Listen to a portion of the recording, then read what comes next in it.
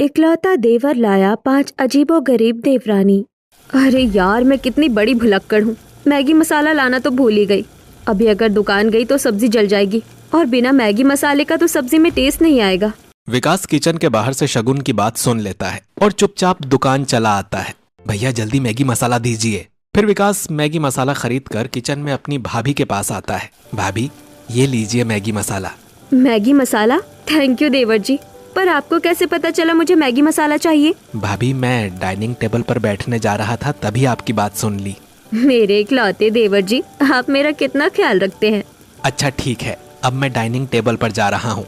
आप जल्दी से बढ़िया खाना खिलाइए, भूख लगी है। इतना कहकर विकास किचन से निकल जाता है और थोड़ी देर बाद शगुन डाइनिंग टेबल पर गर्मा गर्म खाना परोसती है। वाह भाभी, आपकी कुकिंग का जवाब नहीं। हाँ शगुन, तुम खाना कमाल का बनाती हो। हाँ बहू, खाना बहुत अच्छा बना है। मुझे तो लगता है बहू के हाथ में कोई जादू है।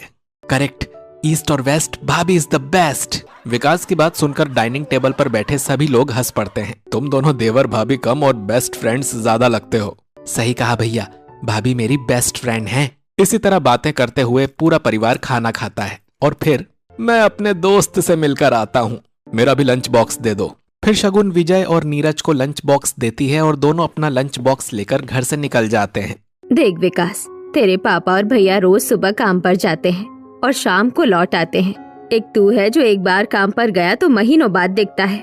माँ जी, मुझे तो लगता है देवर जी ने कोई लड़की पसंद कर रखी है, तभी तो इतने दिन बाहर रहते हैं। भाभी अगर कोई पसंद होगी तो सबसे पहले आप ही को बताऊंगा। आप रहने दीजिए, मेरे लिए देवरानी तो मैं खुद ढूंढूंगी। ऐसी हट के देवरानी लाऊंगी कि गांव में लोग कहें, वो देखो शगुन की देवरानी जा रही है। हमारी देवरानी जेठानी की जोड़ी हिट हो जाएगी। भाभी तब तो अपनी देवरानी आप ही ढूंढिए। वैसे भी कल ही मैं अपने काम पर वापस चला जाऊंगा। जिसके बाद रात में शगुन स्त्री टेबल पर शर्ट प्रेस कर रही होती है। क्या कर रही हो बहू? माँ जी, अपने इकलौते देवर के कपड़े प्रेस कर रही हूँ। अरे बहू, तू अपने इकलौते देवर का कितना ख्याल रखती है। रखना पड़ेगा माँ जी, मेरे इकलौते देवर जी हैं। जिसके बाद शगुन कपड़े समेटती है और माँ जी, मैं देवर जी को कपड़े देकर आती हूँ। फिर शगुन विकास के कमरे में आती है, जहाँ विकास बैग पैक कर रहा होता है। देवर जी, आपके कपड़े। थैंक यू भाभी, और ये साड़ी आपके लिए। अरे वाह देवर जी। भाभी, आप जब मेरा इतना ध्यान रखती हैं तो एक लौता देवर होने के नाते मुझे भी तो आपका ध्यान रखना चाहिए ना। कुछ दिनों बाद आपका जन्मदिन है, तब मैं यहाँ रहूंगा या नहीं रहूंगा पता नहीं, तो सोचा अभी दे दूं। आप इकलौते देवर हैं और मेरे जन्मदिन पर आप ना हो, ऐसा नहीं होना चाहिए। भाभी मैं आऊंगा, फिलहाल ये साड़ी रख लीजिए। फिर विकास से साड़ी लेकर शगुन अपने कमरे में चली जाती है और इसी तरह सुबह होती है। फिर विकास बैग लेकर दरवाजे पर खड़ा होता है। अच्छा, मैं चलता हूँ। फिर विकास विजय और गायत्री के पैर छूता है। अपना ख्याल रखना बेटा, साइट पर ब्लास्ट होते रहते हैं, पत्थर गिरते होंगे, संभल कर रहना। हाँ बेटा, अपना ख्याल रखना, वैसे भी हमसे दूर ही रहता है तू। तभी शगुन किचन से टिफिन लेकर आती है। लीजिए देवर जी, आपका लंच बॉक्स। आप लोग फिक्र मत कीजिए, मेरे इकलौते देवर के साथ हम सबका प्यार है, इन्हें कुछ नहीं होगा। भाभी बस आप बेस्ट विशेस देते रहिए, मुझे कभी कुछ नहीं होगा। इतना कहकर विकास घर से निकलता है और रेलवे स्टेशन से गाड़ी पकड़कर अगले दिन अपनी साइट पर आ जाता है। देखिए, यहाँ ऑयल माइनिंग के लिए जगह ठीक है, लेकिन इस हिस्से में काम शुरू करने में काफी खर्चा आएगा। पैसे की चिंता छोड़ो, बस काम जल्दी और सही करो। आप रिलैक्स रहिए, मुझे विकास पर पूरा भरोसा है। ठीक है, मैं चलता हूँ। विकास, जमीन के मालिक आए तो उन्हें संभाल लेना।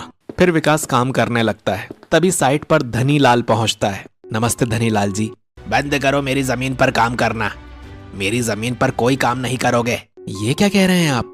यहाँ करोड़ों रुपए लग चुके हैं।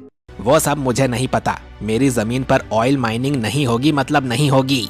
फिर विकास तुरंत घर जा रहे साइट मैनेजर नरेंद्र को फोन करता है।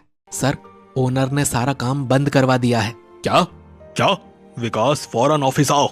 फिर विकास राघव और विराज के साथ ऑफिस पहुंचता है। धनीलाल जी, आप काम क्यों रोकना चाहते हैं? मुझे आपसे कोई दुश्मनी नहीं, काम आप ही करेंगे, पर मेरी एक शर्त है। कैसी शर्त? मैं चाहता हूँ विकास मेरी बेटी से शादी करे। बिजनेस मीटिंग में आप रिश्ते की बात कर रहे हैं?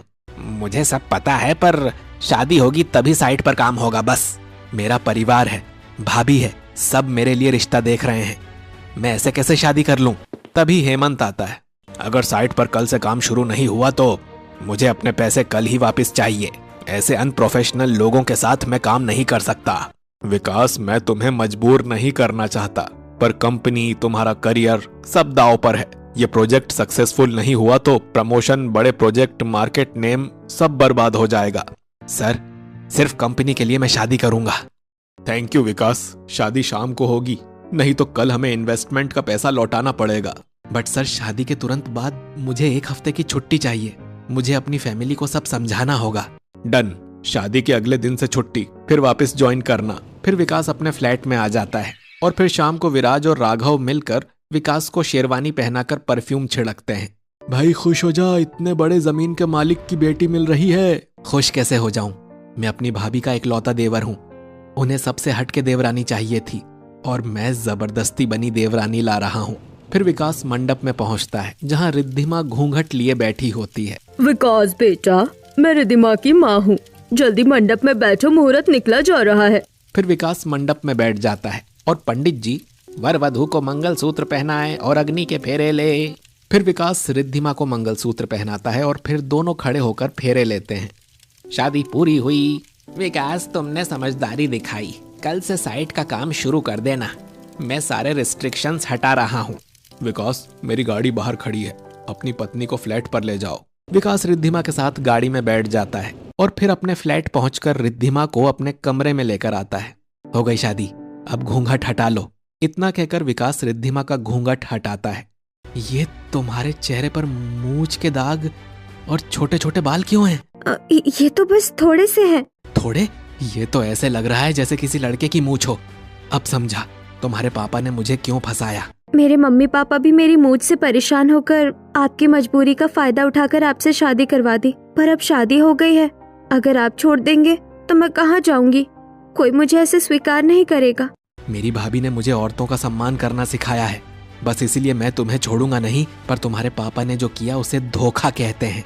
इतना कहकर विकास बिस्तर के एक तरफ लेट जाता है और फिर अगली सुबह मूंछों वाली बीवी विकास को टिफिन देती है। मैंने आपके लिए लंच बनाया है। नहीं, मैं बाहर दोस्तों के साथ खा लूंगा। इतना कहकर विकास काम पर निकल जाता है। हे भगवान, ये मूंछ मुझे ही क्यों दी? इस तरह तो विकास मुझे कभी नहीं अपनाएंगे। यही सोचते सोचते रिद्धिमा का दिन बीतता है और शाम तक रिद्धिमा की मूछें और बड़ी हो जाती हैं। मैं शादी से पहले मूंछ बनाई थी और आज 2 दिन में मूंछ वापस इतनी बड़ी हो गई। ऐसा करती हूँ, रेजर से हटा देती हूँ। फिर रिद्धिमा बाथरूम से आकर रेजर उठाती है। वहीं दूसरी तरफ विकास घर आता है। रिद्धिमा कहाँ है? फिर रिद्धिमा को ढूंढते हुए विकास बाथरूम में आता है। ये क्या, इतनी बड़ी मूंछ और दाढ़ी? कल तो इतनी नहीं थी। रिद्धिमा, मुझे सब सच सच बताओ। मुझे 12 साल की उम्र से ही मूंछ आती है और हर 2-3 दिन में ऐसे बढ़ जाती है। हे भगवान, इस तरह मैं तुम्हें अपने घर वालों से कैसे मिलवाऊंगा? तभी विकास को शगुन का वीडियो कॉल आता है। भाभी अभी क्यों कॉल कर रही हैं? फिर विकास शगुन का कॉल रिसीव करता है। देवर जी, आप आने वाले थे ना, आए क्यों नहीं? भाभी, आना फिलहाल कैंसिल हो गया है, थोड़े दिन बाद आऊंगा। अच्छा, एक बार फ्लैट दिखाइए, किचन कमरा सब ठीक है ना? फिर विकास इशारों से रिद्धिमा को छुपने को कहता है। किसे इशारा कर रहे हैं? पीछे कैमरा घुमाइए। कोई नहीं भाभी, बाद में बात करता हूँ, अभी नेटवर्क इशू है। फिर विकास हड़बड़ी में शगुन का फोन काट देता है। क्या हुआ, इकलौते देवर ने फोन काट दिया? बहू चिंता मत कर, बाद में बात हो जाएगी। ऐसे ही अगले दिन विकास सीधे नरेंद्र के कैबिन में आता है। सर, धनीलाल ने धोखे से अपनी मूंछ वाली बेटी से मेरी शादी करवा दी। अब मैं उनकी साइट पर काम नहीं करूंगा। ठीक है, तुम्हें दूसरी साइट दे देता हूँ। फिर विकास घर आकर अपनी पैकिंग करने लगता है। आप मुझे छोड़कर जा रहे हैं? मैं अभी अपनी नेक्स्ट साइट पर जा रहा हूँ, वहाँ थोड़ा काम संभाल लूँ, फिर जब घर जाऊंगा तो तुम्हें भी साथ ले जाऊंगा। फिर विकास अपने दोस्त राघव और विराज के साथ दूसरे शहर में पहुंचता है। देख भाई, टेंशन मत ले, आज शाम मेरे दोस्त की शादी है इसी शहर में, चल वहां चलते हैं, साइट कल से विजिट करेंगे। फिर शाम को तीनों तैयार होकर शादी में पहुंचते हैं, जहां दुल्हन के जोड़े में श्रुति सजी बैठी होती है। कितनी सुंदर लड़की है और मेरी बीवी लंबी मूंछों वाली। तभी दूल्हा अचानक उठ जाता है। मुझे नहीं करनी है शादी। बेटा ऐसा मत कहो, मुझे ये लड़की पसंद नहीं। राहुल बारात लेकर वापस चला जाता है, जिसके बाद जोगिंदर और कुसुम रोने लगते हैं। हे भगवान, अब हमारी बेटी से शादी कौन करेगा? हमें तो जहर खा लेना चाहिए। अगर मेरी वजह से आप लोग परेशान हैं तो मैं ही मर जाती हूँ। फिर कुसुम जहर की शीशी उठा लेती है और तभी विकास दौड़कर उसका हाथ पकड़ लेता है। ये क्या कर रही हैं आप? सिर्फ रिश्ता टूटा है, दुनिया खत्म नहीं हुई। बेटा तुम हमारी इज्जत बचा लो, तुम ही शादी कर लो हमारी बेटी से, वरना हमें जहर खाकर मर जाने दो बेटा। फिर दोनों जहर लेकर खड़े हो जाते हैं। नहीं नहीं ऐसा मत कीजिए, ठीक है मैं शादी करूंगा। जिसके बाद विकास मंडप में बैठ जाता है। अब वर और वधू फेरे के लिए खड़े हों। फिर दोनों फेरे के लिए खड़े हो जाते हैं और विकास देखता है कि श्रुति के पैर बहुत लंबे होते हैं। ये इतने लंबे पाँव? मेरे पैर बचपन से ही लंबे हैं। बेटा तुम मत भागना। अगर तुम भी भाग गए तो मैं इसी हवन कुंड में कूद जाऊंगी। अगर मैं भी भाग गया तो कहीं सच में ये लोग कुछ कर ना बैठे। नहीं नहीं मैं शादी करूंगा। फिर दोनों साथ फेरे लेते हैं। अब से आप दोनों पति पत्नी हैं। फिर शादी के बाद विकास श्रुति को अपने कमरे में पहुंचाकर अपने दोस्तों के पास आ जाता है। भाई अब तो तेरी भाभी की 2 अजीबोगरीब देवरानियां हो गई हैं। अब क्या करेगा? अब क्या, पहली वाली को समझाना है और दोनों को घर वालों से मिलवाना है। जो होगा देखा जाएगा। अगली सुबह विकास की नींद खुलती है और सामने लंबी पैरों वाली श्रुति को देखकर, ओई माँ भूत! मैं हूँ आपकी बीवी। सॉरी मैं डर गया था। कोई बात नहीं, अक्सर लोग मुझे देखकर डर जाते हैं। अच्छा ठीक है मैं साइट पर जा रहा हूँ। फिर विकास तैयार होकर अपनी साइट पर आ जाता है, जहाँ पर आपने अच्छे से साइट विजिट कर ली? हाँ, आपके प्रोजेक्ट के लिए आयरन रॉड वही मंगवा लीजिए। आप इंजीनियर हैं, मेरे ड्राइवर के साथ जाकर अपनी पसंद से अच्छा माल ले आइए, पैसों की चिंता मत कीजिए। ठीक है जैसा आप कहें। फिर विकास ड्राइवर के साथ कार में बैठकर आयरन रॉड लेने के लिए निकल जाता है और पहाड़ी का रास्ता पार करते हुए विकास कारखाने पहुंचता है। आइए सर आयरन रॉड देख लीजिए। फिर विकास राज के साथ आयरन रॉड देखने लगता है। आयरन रॉड की क्वालिटी तो अच्छी है। डील डन, सारा माल हमारी गाड़ी में लोड करवा दीजिए। ठीक है सर, आज रात तक सब लोड हो जाएगा, सुबह आप निकल जाइएगा। पहाड़ पर खड़े पप्पू और सरपंच सब सुन लेते हैं। लड़का तो बढ़िया है, इंजीनियर भी है। बोलिए तो उठा लूं? हाँ उठा लो, इसी से नीलम की शादी करवाऊंगा। ऐसे ही रात होती है। विकास सुनसान सड़क पर अकेले चल रहा होता है। तभी पप्पू पीछे से काला कपड़ा उसके चेहरे पर बांधकर अपने आदमियों के साथ उसे उठाकर गाड़ी में डाल देता है। कुछ देर बाद उसे एक बड़े आंगन में लाया जाता है। चुपचाप बैठ जा, हिला तो ठीक नहीं होगा। विकास को जबरदस्ती मंडप में बैठा दिया जाता है। बगल में जमीन को छूते हुए लंबे हाथ वाली नीलम दुल्हन के जोड़े में खड़ी होती है। इससे नीलम की मांग भरवाओ। नहीं, मैं मांग नहीं भरूंगा। जल्दी मांग भर, चल। सरपंच पप्पू जबरदस्ती विकास के हाथों से नीलम की मांग भरवाते हैं। फिर नीलम अपने लंबे हाथों से वरमाला उठाती है और विकास के गले में डाल देती है। विवाह पूरा हुआ। फिर पप्पू विकास के चेहरे से काला कपड़ा हटाता है और नीलम के लंबे हाथ देखकर विकास दंग रह जाता है। भाभी के लिए एक और अजीबोगरीब देवरानी मिल गई। छोरे, थारी शादी मारी बेटी से हो गई है, कल मारी बिटिया ने अपने साथ ले जाना और कल तक आप हमारे साथ रहिए। नीलम विकास को अपने कमरे में ले जाकर सो जाती है। अगले दिन विकास सुबह ही अपनी मालगाड़ी के पास आ जाता है और उसके पीछे पीछे नीलम भी आ जाती है। आप मुझे छोड़कर जा रहे हैं, हमारी शादी हुई है, आप ऐसे नहीं जा सकते। मैं तुम्हारे पिताजी जैसा गुंडा नहीं हूँ, शादी जबरदस्ती हुई है, पर मैं भागूंगा नहीं। मैं तुम्हें बुलाऊंगा तब तुम मेरे घर आना। फिर विकास स्टेशन पर पहुंचकर ट्रेन में बैठता है, जहां सामने की सीट पर सुंदर सी लड़की रागिनी टोपी पहने बैठी होती है। आपने टोपी क्यों पहनी है? मेरे कान में हवा लगती है इसलिए। अच्छा। विकास रागिनी को चुपचाप देखता रह जाता है, कितनी सुंदर है ये। और फिर अगले दिन ट्रेन में विकास रागिनी के पास बैठता है। आप मुझे बहुत सुंदर लगी, क्या हम बात कर सकते हैं? हाँ। आपका फोन नंबर मिल सकता है? हाँ क्यों नहीं। फिर नंबर लेकर दोनों अपने अपने स्टेशन पर उतर जाते हैं। कमरे में आकर रात में विकास रागिनी को फोन करता है। क्या हुआ, तुम उदास क्यों हो? घर में मेरी शादी की टेंशन चल रही है, कोई लड़का मिल नहीं रहा। तुमसे तो कोई भी शादी कर ले। क्या तुम करोगे? हाँ मैं तो तुरंत कर लूं। तो फिर मान लो मैंने हाँ कह दी, कल कोर्ट में आ जाना। ठीक है।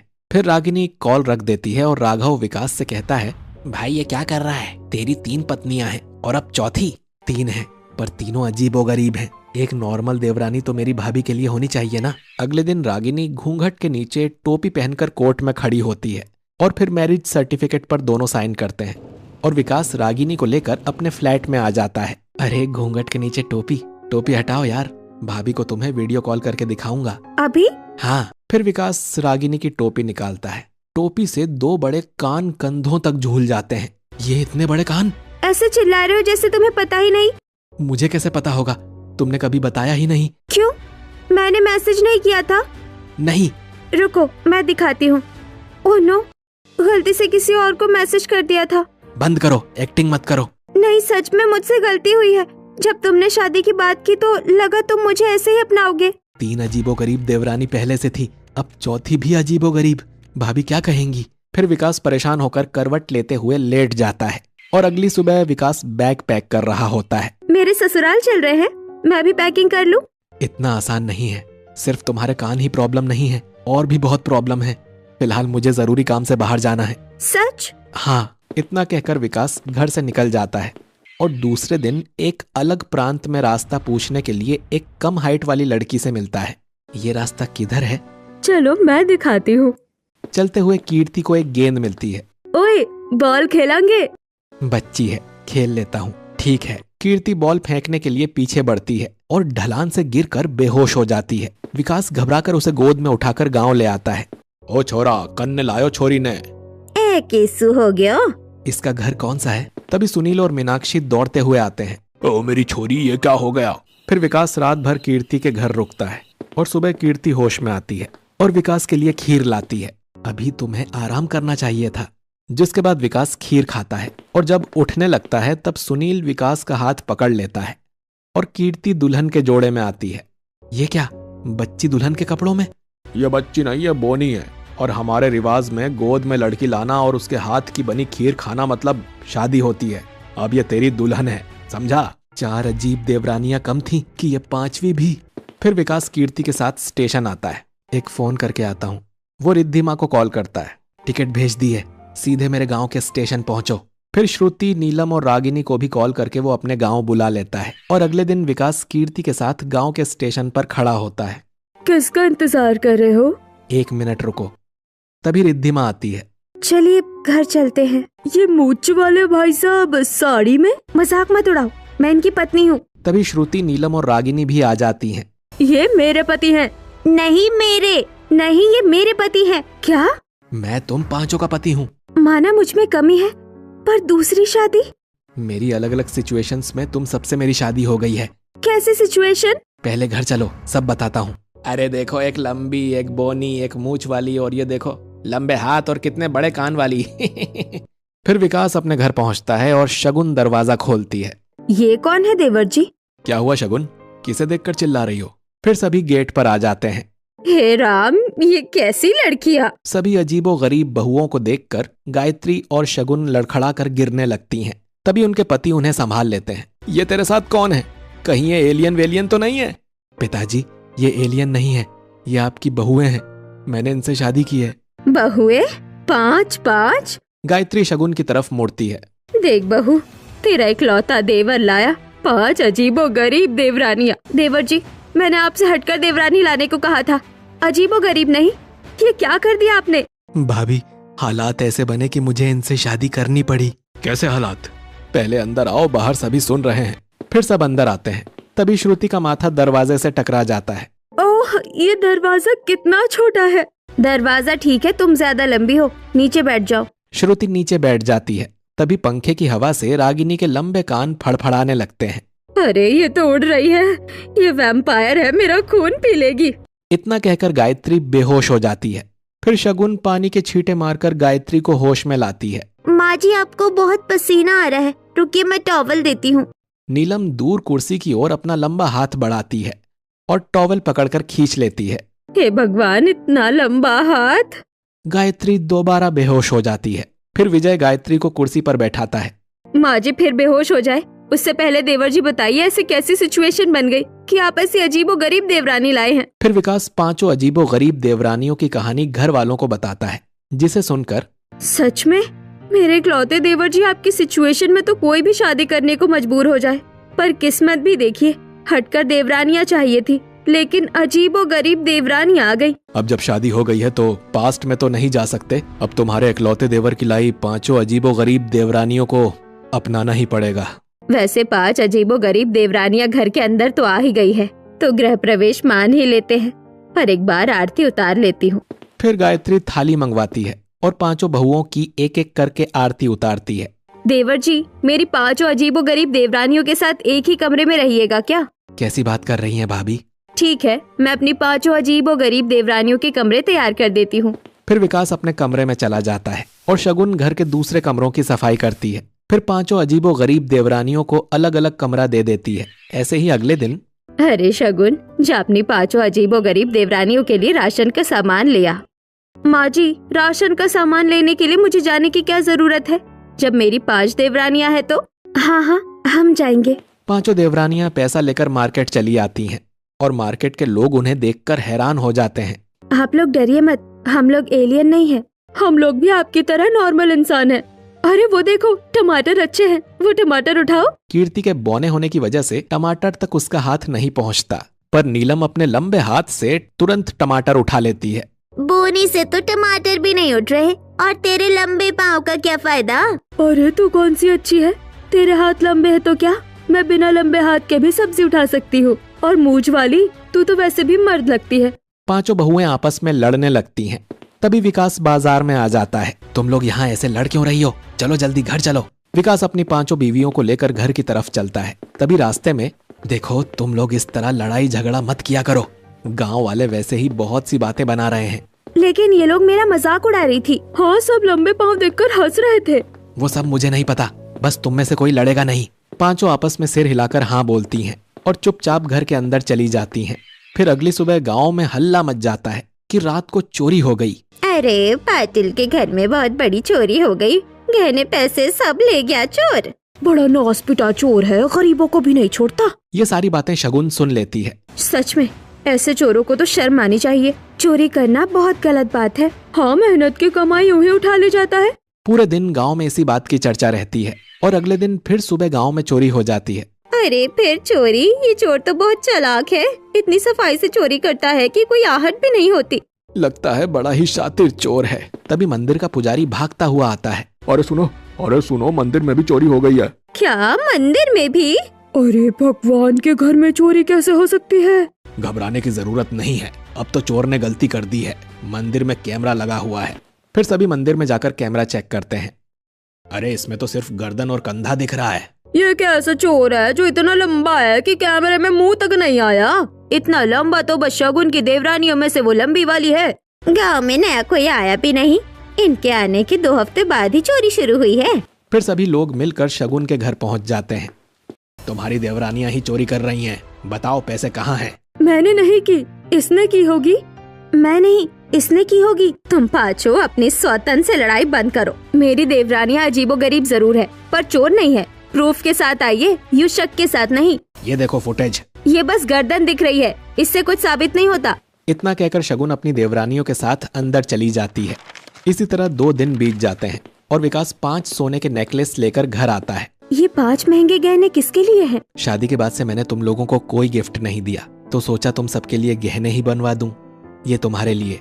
पांचों अपना अपना नेकलेस पहनकर घर के बाहर आ जाती हैं। देखो मेरा हार कितना सुंदर लग रहा है। मेरा भी।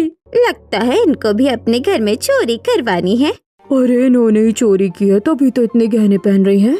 इसी तरह रात होती है और बिल्लू चोर घर के बाहर आता है। बिल्लू चोर के हाथों से बचना नामुमकिन है। मंदिर में भी मैंने ही चोरी की, कैमरा भी मैंने ही नीचे किया और इल्जाम इन पर लग गया। अब एक बड़ा हाथ इनके घर मारकर गांव छोड़ दूंगा। मैं सब सुन रही हूँ, वही है मंदिर वाला चोर। मैं अपने लंबे हाथ से दूर से ही कुंडी खोल देती हूँ। सब घर के कोनों में छुप जाते हैं। दरवाजा खुलते ही बिल्लू अंदर झांकता है। अरे वाह, दरवाजा भी खुला है, कितने बेवकूफ लोग हैं। जैसे ही वो अंदर कदम रखता है, कीर्ति दरवाजे के पीछे से उसके पैरों के पास बैठ जाती है और बिल्लू लड़खड़ा कर धड़ाम से गिर जाता है। अरे मैं गिर कैसे गया? बिल्लू के उठते ही उसके सामने श्रुति लंबे पांव के साथ खड़ी दिखती है। ये क्या है? बिल्लू घबराकर पीछे गिरता है और भागने की कोशिश करता है। तभी नीलम अपने लंबे हाथ से उसकी गर्दन पकड़ लेती है। भूत, एलियन बचाओ! उसकी जोर की चीखें सुनकर पूरा गांव इकट्ठा हो जाता है और उसे घेर लेता है। यही है गांव का असली चोर, मारो इसे। फिर कुछ गांव वाले उसे पकड़कर मारते हुए थाने की तरफ ले जाते हैं। थैंक यू जेठानी जी, आपके प्लान की वजह से हमारे ऊपर लगा इल्जाम उतर गया। मेरी वजह से नहीं, तुम लोगों की एकता की वजह से। अगर आपस में लड़ने की जगह साथ रहो तो हर मुसीबत का सामना कर सकती हो। जेठानी जी, हम औरतें अपनी सौतन को क्यों बर्दाश्त करें? असली बात यह है कि इन्होंने 5 शादियाँ क्यों की? देवर जी ने 5 शादियाँ की, पर तुम सबको छोड़ा नहीं, साथ रखा, मिलवाया, घर लाए। कोई और होता तो जिन हालात में शादी हुई तुम्हें मंडप में ही छोड़ देता। पर मेरा क्या? मेरी मूंछ की वजह से विकास मेरी बात नहीं सुनते। मैं इन मर्दों जैसी मूंछों का क्या करूं? मूंछ हार्मोन की वजह से आती है। तुम डॉक्टर के पास जाओ, सलाह लो। हाँ, मैं एक अच्छे डॉक्टर को जानता हूँ, कल ही चलते हैं। अगली सुबह विकास अपनी मूंछ वाली पत्नी के साथ डॉक्टर के पास जाता है। ये हार्मोन इम्बैलेंस की वजह से है, दवाइयों का पूरा कोर्स करना होगा, फिर धीरे धीरे सब ठीक हो जाएगा। दोनों दवाइयाँ लेकर घर लौटते हैं। ऐसे ही 1 महीना बीत जाता है। धीरे धीरे रिद्धिमा की मूछें पूरी तरह गायब हो जाती हैं। भाभी, आपकी सलाह से मैं अब नॉर्मल लड़की बन गई हूँ। अच्छा है, अब सब मिलकर घर संभालो। फिर 5 देवरानियां मिलकर घर संभालने में शगुन की मदद करने लगती हैं। भाभी, मैं जाले साफ कर देती हूँ। मैं ऊपर पंखा साफ कर दूंगी। मैं झाड़ू मारती हूँ। इस तरह इकलौते देवर की लाई हुई 5 अजीबो गरीब देवरानियां अपनी जेठानी की मदद करते हुए खुशी खुशी रहने लगती हैं।